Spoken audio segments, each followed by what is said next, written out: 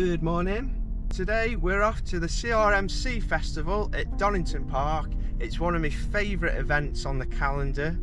It's just a great chance to go and have a look at some really nice rare bikes, mainly from my era, so I am a bit biased about it, but there's some good racing there. There's some current names, there's some old names, so there's going to be a lot of people pottering about. It's really good. Come with us and we'll see who we can talk to and see how I get on trying to film content with a three-nager. Three-nager, yeah, that's right. My name's Ant, this is ED, and this is Racing Retro Motorcycles.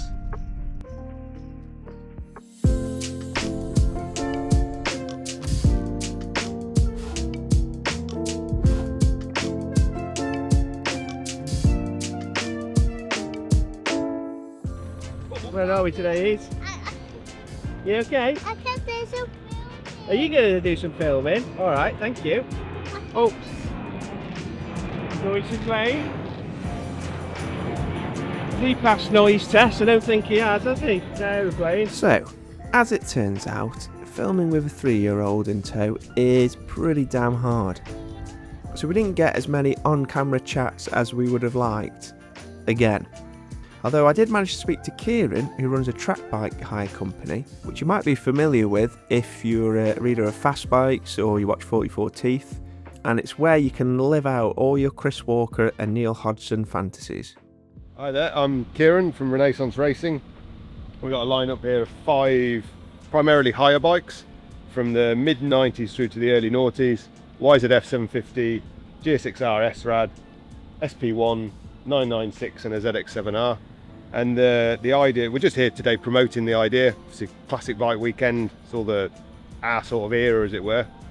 I offer a package where people come for the day and they ride 3 different bikes. So the core package is a V-twin and 2 4s, blast from the past, what you had, what you didn't have, the one that got away, what you weren't allowed. Yeah, just a trip down memory lane. Yeah, and you can act out your battles with Walker and Hodgson and everything. We're trying to discourage the actual battles, but you can act out being Walker or Hodgson for sure. And that is a huge part of the idea. That's why the liveries are on them. They're iconic bikes, but the liveries are as iconic as the bikes themselves.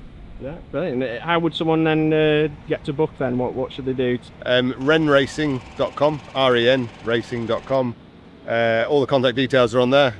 It'll be me that you get, so yeah, drop us a line. So that's pretty cool, and I'll see if the boys are up for doing that at some point. So, on to the display bikes, which I'm surprised didn't have an age verification warning, because it was pure bike porn.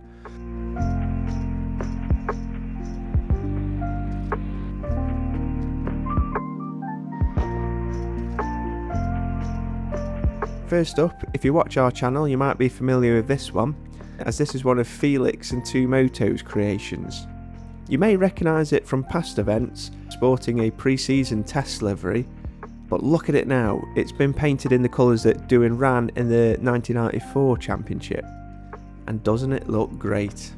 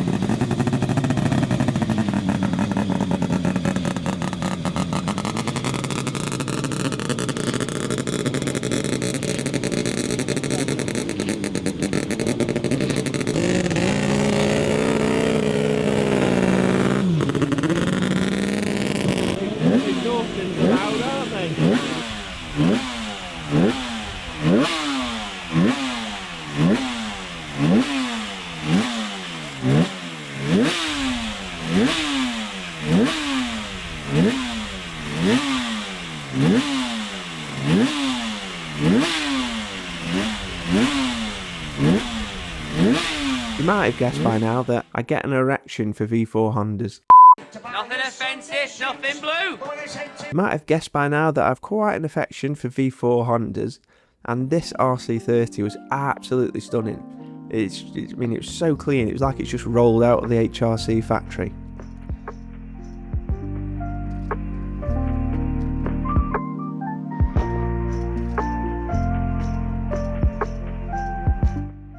So the Revit Red collection is a regular feature here at CRMC, and they always have a stunning stable of HRC bikes, including more RC45s than you can shake a stick at. So we got Rutter's BSB bike,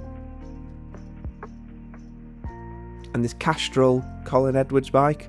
Whether it is the actual bike or not, I'm not sure, because I thought when Colin got on it, they'd done away with the single-sided swing arm, and they didn't have the twin stack pipes. They had it one coming out either side, but that was just my observation.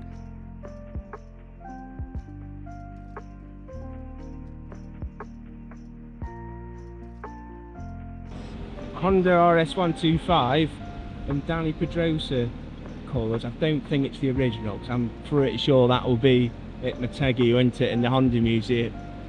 But they've got the paint scheme spot on, haven't they? Shall we have a bit of a closer look?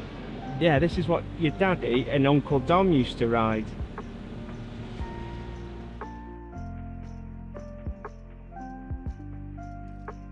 I think my 125 days are behind me. Yes, honey?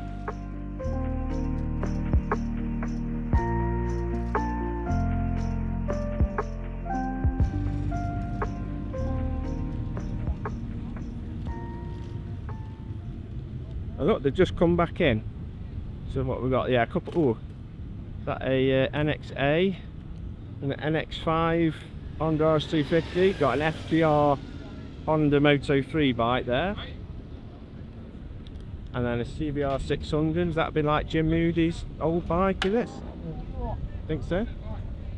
Oh, looks nice, isn't it? Yeah, not too busy, was it either? Nice, isn't it?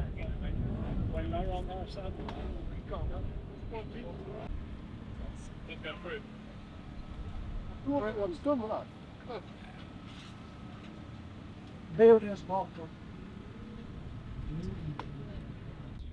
Got Rutter's BSB bike, Nicky Hayden replica, and Rob Frost, I think, was that Rob? Daily Star bike, I think it was Rob Frost. Yeah, so that's Revit Red. That we've got an RC30, Rob. Very nice.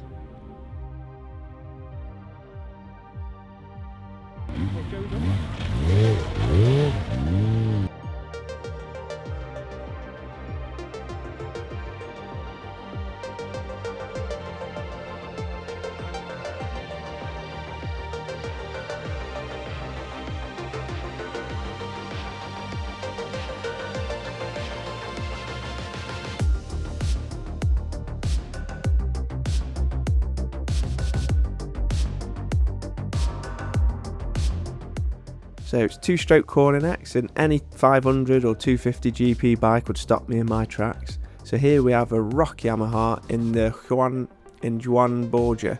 So we have a ROC Yamaha in Juan Borja colours. I think that's how you say it. Borja. One more time. Borja. Juan Borja. Juan Borja. Sorry for butchering your name there, Juan. And then we have a bit of a glimpse at what GP bikes may have looked like today if we didn't go down the 4-stroke route. The Suter MMX 500.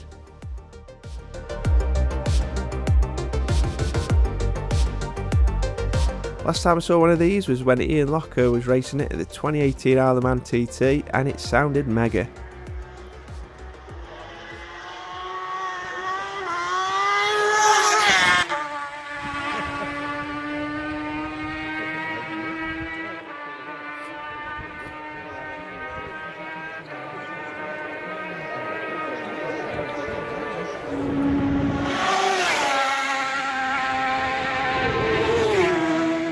Next, we have some TZ250s, Honda RS250s, Aprilia. RSV 250s, a lot of 250s. Including this bike, which was Alberto Puig, oh, not this again. Alberto Puig. I'm not very good with these names. So Vince Southall's been busy yet again, and this time he's restored this beautiful AF1 Aprilia, just immaculate. And he always brings something special to this event.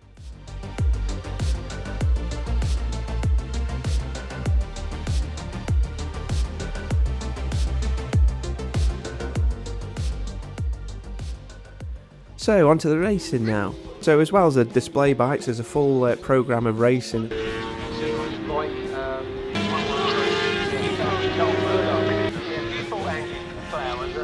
Because of all the new buildings in the paddock, this must be one of the worst grandstands in any sporting arena, well, apart from Vale Park. And you can't even see like the full start-finish straight, it's just like a little bit of tarmac from exit of Goddard's to the start line. I don't think you even see the start line, to be fair, but Edie enjoyed it regardless.